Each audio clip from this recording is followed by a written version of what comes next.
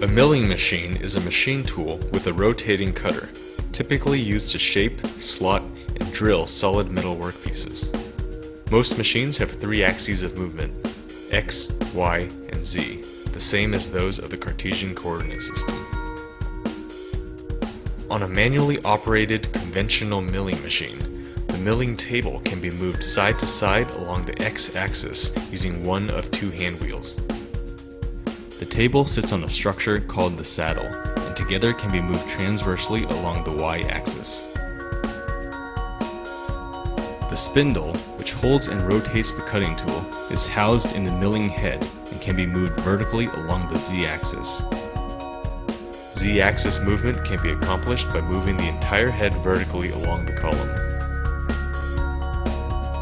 Alternatively, a lever-operated quill can provide rapid vertical movement for operations such as drilling.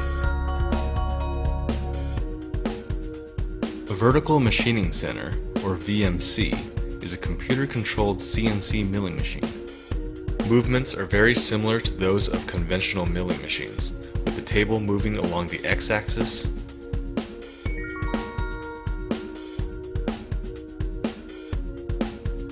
the Y-axis,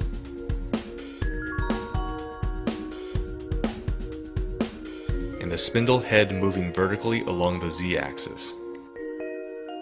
Machine structures such as the table, saddle, and milling head slide along a set of rails. Some machines use linear motion guides, which are low in friction through the use of circulating ball or roller bearings. Other machines use cast iron box ways, which can be more rigid at the expense of added friction. Hand wheels are used to apply power for axis movement on manual machines.